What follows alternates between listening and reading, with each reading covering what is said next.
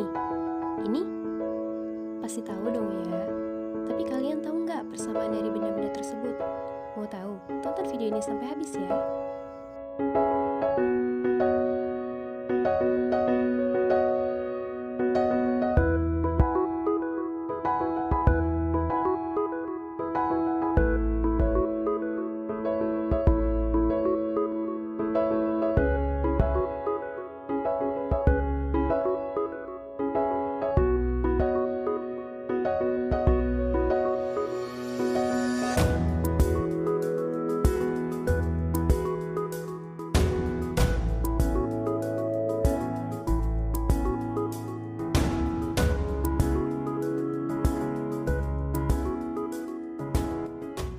Gaya Lorentz pertama kali ditemukan oleh Hendrik Anton Lorentz pada tahun 1895. Gaya Lorentz adalah gaya yang timbul akibat adanya arus listrik dalam suatu medan magnet. Jadi, jika kita memiliki suatu benda konduktor yang berada di dalam medan magnet, kemudian kita aliri benda tersebut dengan arus listrik, maka akan timbul suatu gaya yang mampu menggerakkan benda tersebut. Nah, gaya inilah yang disebut dengan gaya Lorentz.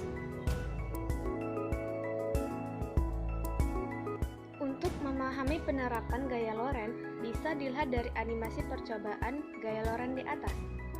Ketika suatu konduktor dialiri arus listrik, maka akan menimbulkan gaya yang menyebabkan konduktor melengkung ke atas atau ke bawah akibat adanya pengaruh medan magnet. Semakin besar arus listrik yang digunakan, maka lengkungan konduktor akan semakin besar pula. Dari percobaan di atas, kita dapat mengamati bahwa besar dan arah gaya Lorentz bergantung pada besar dan arah arus listrik. Kita juga dapat mengetahui bahwa arah gaya Lorentz yang disimbolkan dengan F selalu tegak lurus yang disimbolkan dengan I, dan medan magnet yang disimbolkan dengan B. Secara matematis, gaya Lorentz didefinisikan dengan persamaan F sama dengan I kali L kali B kali sin theta.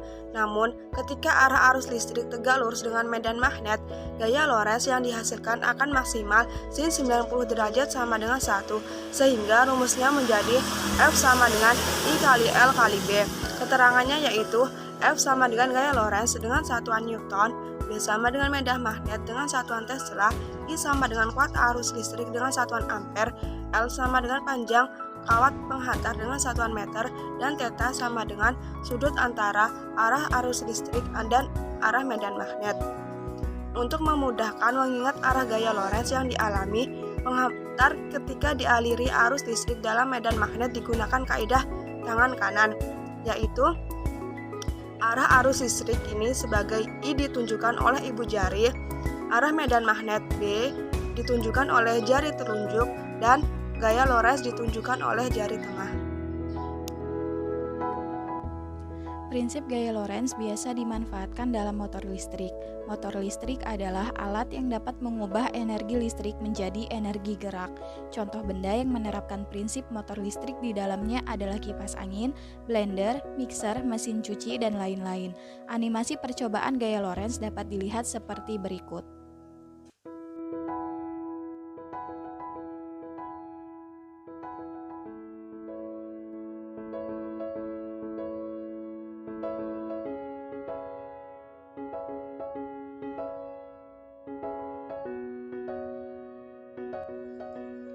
Di sini saya akan menjelaskan langkah kerja pembuatan alat, yaitu motor listrik sederhana. Hal pertama yang kita butuhkan adalah kawat tembaga 0,8 mm dan juga benda yang memiliki diameter lingkaran. Pertama-tama, kita lilitkan kawat tembaga 0,8 mm pada benda yang memiliki diameter lingkaran hingga membentuk sebuah kumparan. Kemudian, kita kaitkan ujung-ujung kawat tembaga seperti ini.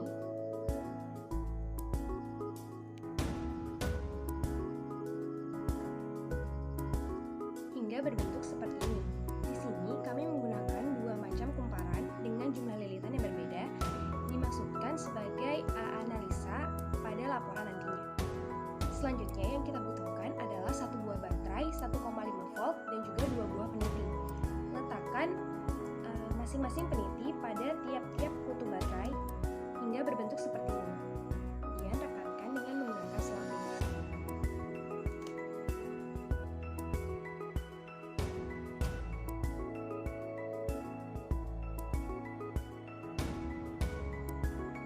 Setelah dirangkai menjadi seperti ini, letakkan magnet di antara kedua buah berhenti.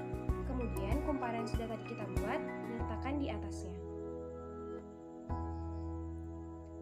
Dan yang akan terjadi adalah kumparan akan berputar dengan kecepatan konstan. Kumparan akan bergerak atau berputar semakin cepat jika jumlah arus yang mengalir dari baterai berjumlah lebih besar. Prinsip kerja dari motor listrik sederhana sendiri adalah arus yang ada di dalam magnet akan memberikan gaya. Kawat yang membawa sebuah arus dibengkokkan menjadi sebuah lingkaran atau yang biasa disebut dengan loop. Maka, kedua sisi loop yang ada pada sudut kanan medan magnet akan mendapatkan gaya dengan arah yang berlawanan hingga pasangan gaya akan dapat menghasilkan tenaga putar atau yang biasa disebut dengan torsi untuk memutar kumparan. Nah, motor listrik sederhana ini memiliki beberapa loop yang ada untuk memberikan tenaga putar yang seragam sehingga memiliki laju yang terasa. Dapat kita ketahui dengan menggunakan kaidah tangan kanan, di mana arus listrik yang berasal dari batu baterai mengalir dari kutub negatif menuju kutub positif, atau pada kaidah tangan kanan dilambangkan dengan ibu jari. Kemudian medan magnet mengarah ke atas dilambangkan dengan jari telunjuk. Bisa dilihat di sini medan magnet mengarah ke atas. Kemudian gaya Lorentz yang dihasilkan akan menuju ke arah depan. Seperti ini. Kita berikan putaran.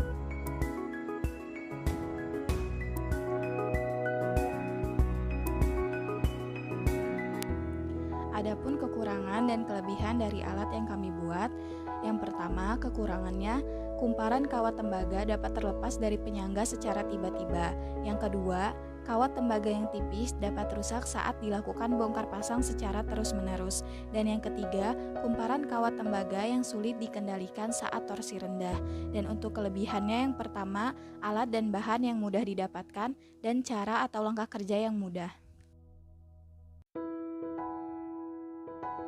Dari video di atas dapat disimpulkan bahwa percobaan dengan menggunakan 10 lilitan menghasilkan gaya yang jauh lebih besar dibandingkan dengan percobaan yang 5 lilitan.